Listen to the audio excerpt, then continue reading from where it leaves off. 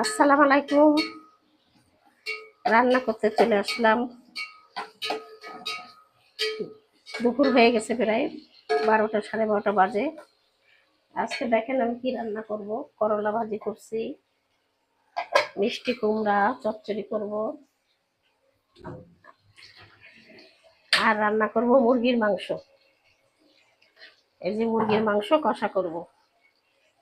তা ভাই বোনেরা, আপনারা কেমন আছেন? নিশ্চয়ই ভালো আছেন। আলহামদুলিল্লাহ, আমিও ভালো আছি। আমি এখন মিষ্টি কুমড়াটা চড়াই দিচ্ছি। করলা ভাজিটা আমার হয়ে গেছে। রোজার মাসে করলা ভাজিটা খেতে ভালো লাগে আমাদের কাছে, এই জন্য এটা করি, প্রায় প্রায় করি। ভাই বোনেরা, এখন মিষ্টি কুমড়াটা আমি চড়াচ্ছি, এরপরে মুরগি চড়াবো। মিষ্টি কুমড়া ধোয়া, আমি এর মধ্যে দিয়ে দিচ্ছি মিষ্টি কুমড়া, ধুয়ে রাখা হয়েছিল।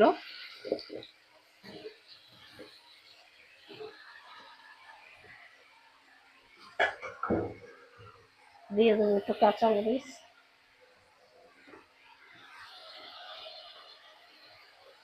দিয়ে দেবো একটু লবণ,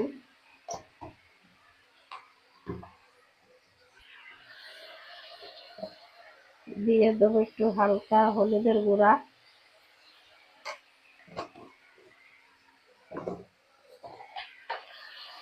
দিয়ে দেবো একটু হালকা মরিচের গুঁড়া,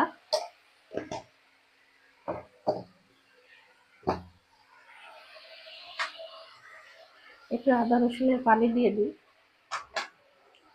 আর পরে আমি নামানোর আগে একটু চিনি দেবো। তা ভাই বোনরা, মিষ্টি কুমড়া চচ্চড়ি বলেন আর ভাজি বলেন, আর মিষ্টি কুমড়া যদি স্লাইড একটু চিনি দেন, তাহলে একটু খেতে ভালো লাগে।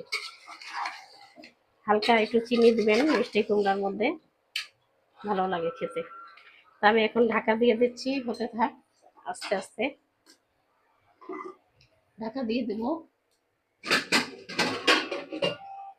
এখন আমি ঢাকা দিয়ে দিলাম, পরে দেখাচ্ছি আপনাদের। মিষ্টি কুমড়াটা কষানো হয়ে গেছে, এবার হালকা একটু ঝোল দিয়ে দেবো, আর তার সাথে একটু চিনি দিয়ে দেবো।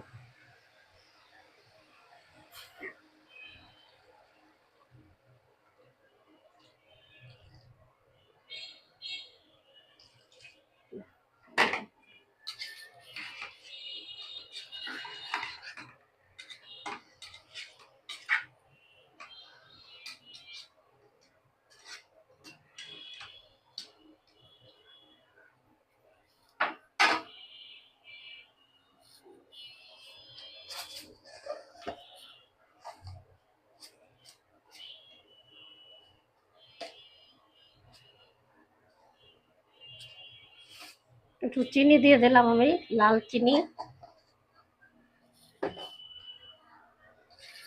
তো এইভাবে রান্না করে একটু খেয়ে দেখবেন, আশা করি ভালো লাগে। মিষ্টি কুমড়ার মধ্যে একটু চিনি দিবেন, ভালো লাগবে দেখবেন মিষ্টি কুমড়ার তরকারিটা। আমি এখন ঢাকা দিয়ে দেবো, তরকারিটা হলে আপনাদেরকে দেখাচ্ছি আবার। ভাই বোনেরা, আমার মিষ্টি কুমড়া তরকারিটা হয়ে গেছে।